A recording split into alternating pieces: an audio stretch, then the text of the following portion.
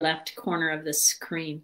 Hi, welcome back to Seeds of True Success. Really happy to be here again this week. I'm Janice, and happy to have Alex back. She was gone for a while, working hard, doing things that she needed to do, but we're back, and we want to talk to you today about finding if we ourselves have addictions.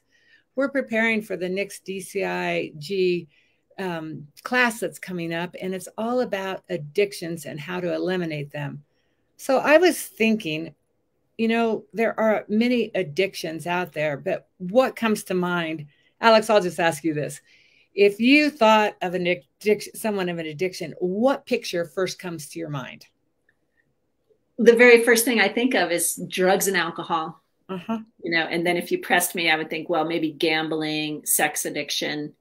So right away, I think of things that, can really just ruin people's lives. What Right. about you? Mm-hmm. Well, actually, I grew up in an addictive family, and they were all a lot of alcoholics in my family, and experienced it firsthand, how it hurt not only the person who had the addiction, but myself. So I grew up thinking that the only addiction I knew about was alcoholism. But as I've studied more and learned more about the different types of addictions, I got to thinking, what if I have an addiction? And what if it's socially acceptable? But if I look at it and I realize that I'm hurting myself, it is an addiction. What would my life be like if I didn't do that? And I can give you some examples. When I started doing this course, I looked really closely. I have an addiction to working. And you might laugh at that because that seems like a good thing. It's socially acceptable to be a hard worker.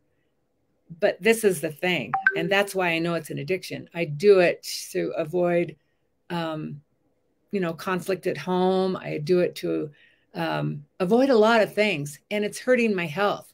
And it also hurts other people because I neglect them. And I don't tend to look to see what I could do to help them. I just prefer to avoid everyone and drop some responsibilities that I need to do and just hang out at work. So it's an addiction. Yeah. My dad was a workaholic. He's passed away now, but we didn't see him very much. And we only spent summers there because our parents were divorced.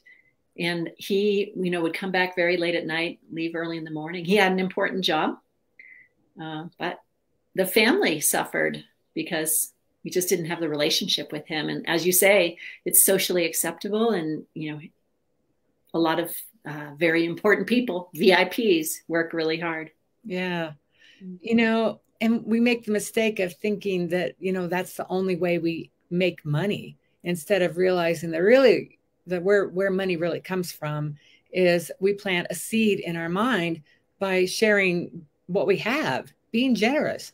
And we can start in small steps. But this topic today is about addictions. How do you go looking to find your own addictions? There's examples. We could ask friends or family members, and they could probably pretty clearly point out if we have an annoying thing that we do or something that is an addiction. Can you think of other methods of how to find out if we have an addiction, Alex? Yeah. And there's the big addictions that you brought up in the beginning that are more obvious. I mean, if you're a heroin addict, your friends and family know, and you probably know also, right? The dealer knows. But there's so many addictions that are just quietly making us unhappy. I like that phrase, from this level, the DCI G6 level coming up, freedom from addictions, that they're quietly making us unhappy. And I know for me, I'm not positive I want to go looking for them, to be honest with you. Like, do we really want to know what we're addicted to? And I guess that's part of it. So making a decision that we want to know what our repeated behavior is that's making us unhappy. I think that would be a first step to kind of committing to finding out, being willing to do the investigation. I was thinking about that for myself to really take a look, because some of the things I know I'm addicted to, I don't really want to give up right now. Like eating unhealthy food, maybe, or watching more TV, being on electronics more than is healthy for me. So, what we're going to look for are these small, repeated behaviors that are hurting ourselves or others. So, Janice, you brought up that good example of asking the people around us. I remember doing that when we took this level the first time several years ago at the Sedona College, where you and I did that 2-week intensive.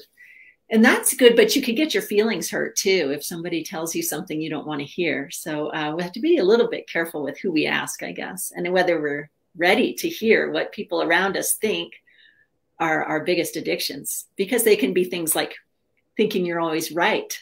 I think that's what I got.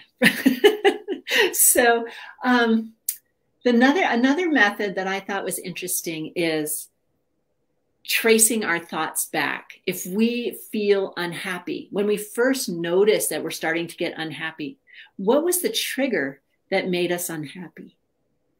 When we learn to meditate, which if you've been around here at Seeds of True Success or DCI, we incorporate meditation into these success methods because it gives us the opportunity to notice what's going on in our mind, to be able to slow the mind down and watch it.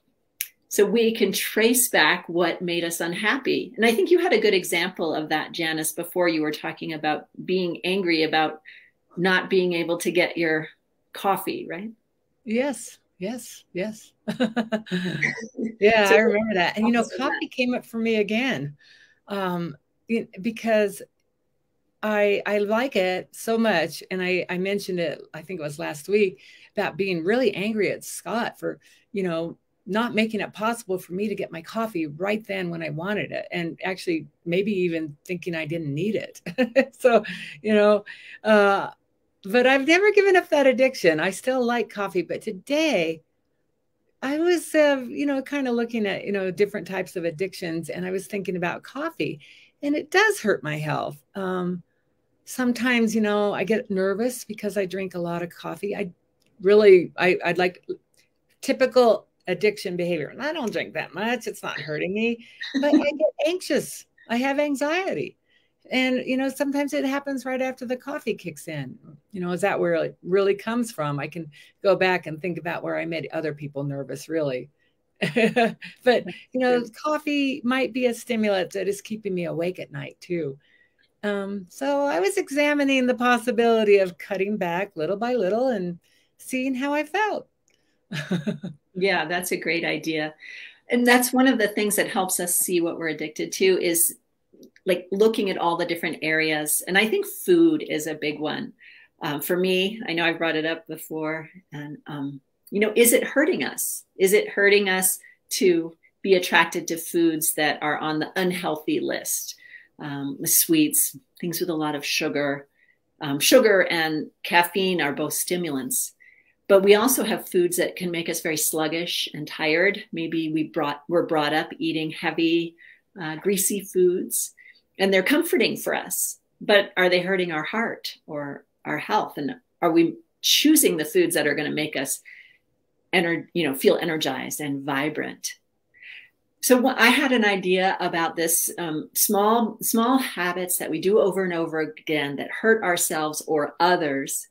That's a little harder for me to see than if I phrase it like, am I doing things that help myself and help others? Ooh, I like that. Because I know I could be eating better. And it's hard for me to really admit like, oh, that donut's not helping me. But I could admit that it's not helping me, even if I can't admit it's hurting me. Does that make any sense? Yeah, totally. Yeah. It's like that.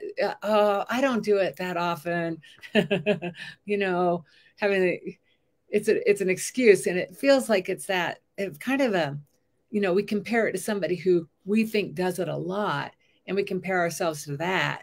But whatever we're doing, if it hurts us, I would call it a lie of comparison, because even if someone does it more and I do it less, I have to measure what it does to me. How does it make me feel? Is it hurting me? So, no need to compare it to what someone else does. We need to look at our own selves and examine, do I have an addiction, and how is it hurting me? And how will it benefit me to go searching for that? You know, do we have to cut out all the fun things in life? I mean, I'm feeling like, maybe it's not going to be any fun at all if I'm not addicted to everything. Well, I don't think it's going to cut out the fun, because I think if I really understood that I don't need to get awakened with coffee, it's just a ritual for me, but it isn't the coffee that wakes me up.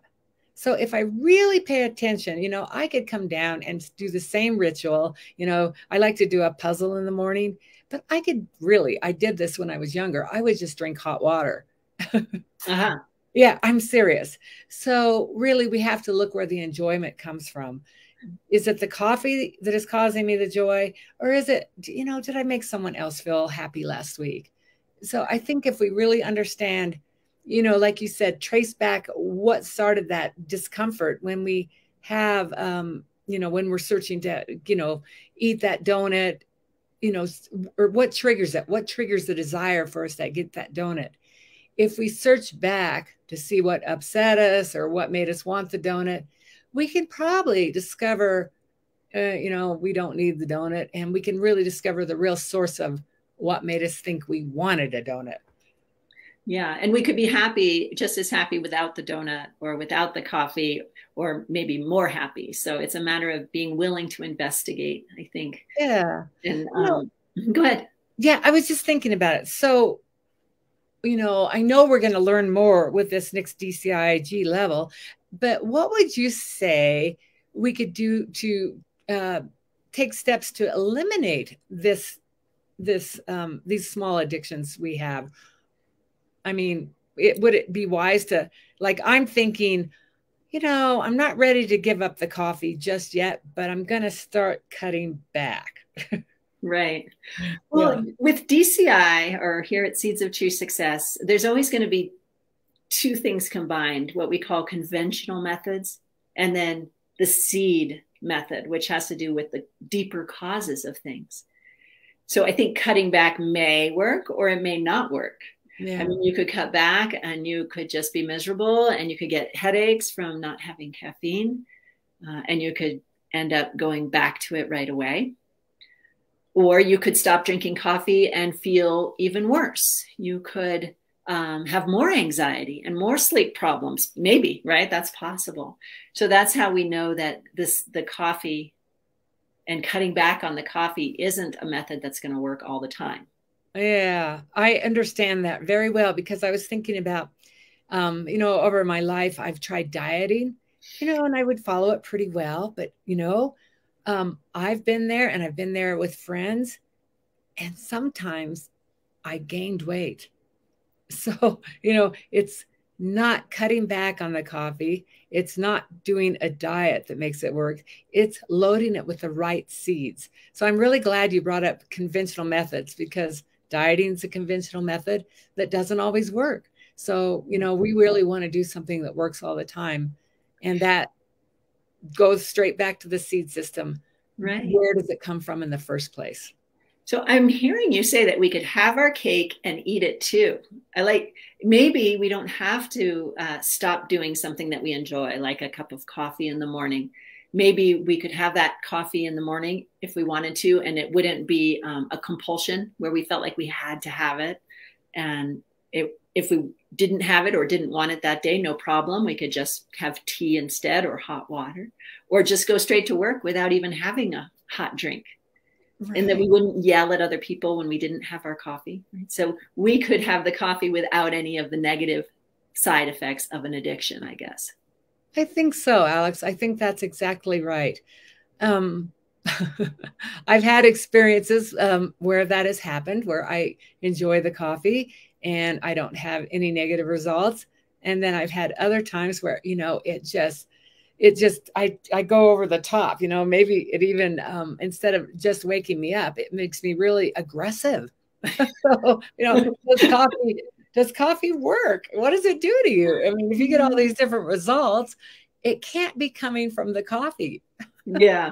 And coffee is so, talk about socially acceptable. I mean, coffee here in my town, and I think all over the United States, there's a coffee shop on every corner. Everybody's in the coffee shop. We have coffee dates, and even at Seeds of True Success, we talk about coffee meditation, which is a code name for being happy about the good things that you did. So it's just so imbued in our culture. You know, Alex, it is. I was just thinking, if we have a problem with it and we can't trace it back, the source of it, I was just thinking, how can we, if we find this addiction, what steps could we possibly do to, just start changing our habit, doing something different? And it reminded me of our scratching our head when we were complaining. Yeah. I really like the idea about noticing when we get off balance. And that was another technique for looking for our addictions is if you have a meditation practice, then when you're meditating, you'll notice if you start losing your meditation is not running smoothly, but your mind has gone to something else. And noticing what your mind likes to repeatedly go to is one of the techniques of noticing what you're addicted to. So if your mind goes to lunch or breakfast, depends what time of day you meditate maybe, but if you keep thinking about food during meditation, then that could be a sign that you have a food addiction. Or you could call it a bad habit of always being attracted to food. There was one more method that I liked, Janice, and maybe you could explain how this would work, but have you thought about using a 4-step method to find your worst addictions or to find what addictions you want to go after? Yeah, I have thought about that. We did the 4-step, so we could work on not complaining. And it's, believe it or not, it's been very easy to find people who do want to change their habits. They've recognized that there are things in their life that are making them unhappy. So what we've started doing in a 4-step is we decided one clear thing. What habit do we have that we don't know about that is causing us a problem? That would be our sentence. We wanted to find habits in our lives that were causing us harm that we weren't aware of. Mm-hmm. And then, the next step was to find that person who also wanted to find an addiction that was hurting them. And then meeting with them, walking with them, 1 hour every week, we walk. And it's been great because we walk and we realize, that in the past when we might have walked, we would just go off on a tangent of negative thinking. And now we're purposely working at, looking for positive results. And I have to tell you, it's been really sweet finding, because that's what we found one of our addictions were negative thinking instead of, looking at the dark side of stuff instead of like, what about all that good stuff going on in the world? So, and being happy that we're trying this new system to eliminate this perpetual downward spiral of being unhappy because we've had persistent unhappy thoughts. So I do like the 4-step plan. It's a great way to identify our addictions and to work on stopping them too. Yeah, that's great because you're a living example just by talking about how your 4-step plan is giving you joy and helping you to, be happier. Just not even the results of the 4-step plan necessarily yet, but just with intention of wanting to help someone else discover what addictions and bad habits they want to work on is already starting to change your environment. So that's really cool. Thanks for sharing that with us. Let's see. What was your question, Janice? And let me just say what I was going to say, and then you'll tell me if you had a question. Yeah, go ahead. I thought it was a good idea to assume we have bad habits as we start this investigation. Maybe, okay, I know I have bad habits because I'm unhappy some of the time. And, my health isn't perfect.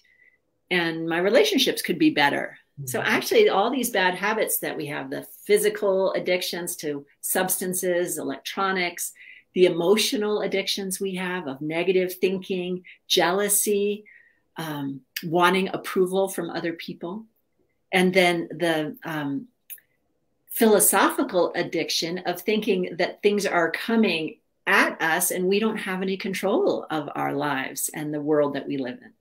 So those are the things that are making us unhappy. Those are creating the causes for unhappiness. So I know I must have a lot of bad habits and addictions, and I could just start writing a list and then investigating that way. Yeah. Yeah. And don't stop with the list. That's important. We could write a list and it might just make us more unhappy. But if we write a list and, we have someone to work with, our 4-step partner, then we can start eliminating them one by one. And that's our goal. That's really my goal, is to help people, start looking for things that are making them unhappy and to encourage them to help other people with the same problems by finding a 4-step partner. Yeah, great, Janice. That's perfect. Yeah, making the list won't help, but it might help me identify which one to work on. If I look at the list, I can take a look at that list and decide and pick. Yeah, I know. I'm going to work on one, maybe one at a time, 2, if I possibly can. Yeah, well, I can't wait to get deeper into this level. And the registration is open. We should let people know that. Yeah. That you can find registration at Instagram, I think Facebook, on our website at seedsoftruesuccess.com. And the program starts on October 8th, I believe. It's pre-recorded videos, so you don't have to watch them exactly at the time they're released. If you are already busy that weekend, don't worry. It's 2 weekends in a row. And people can do the course at their own pace. They have 30 days to complete the course. So I can't wait to study this material again and see if we can make a little progress on a few of those lingering addictions that are hurting us. Just go deeper into it. And also it's really cool that they're recorded, because the recordings are available to you so you can watch them numerous times, which I do. Yeah, and the manual is so amazing too. The manual is filled with really great tips, and you download the manual and you keep that. This is a program that Diamond Cutter Institute Global produces in Sedona with a lot of top teachers, and actually teachers from around the world. So it's the senior teachers at DCI teaching us this super important level of freedom from addiction. Yeah, just making a happier world and starting one person at a time. Thanks, Alex. Great. And thanks, everyone. I hope you've heard something that will help you today. Thank you, Michelle. Thank you, Paulina, for making it possible for us to be online today. Thanks, Alex, for joining us. Yeah, and thank you, Janice, for being our leader, our discussion leader today. It was great, and I look forward to next week. Okay, see you then. Bye. Bye-bye.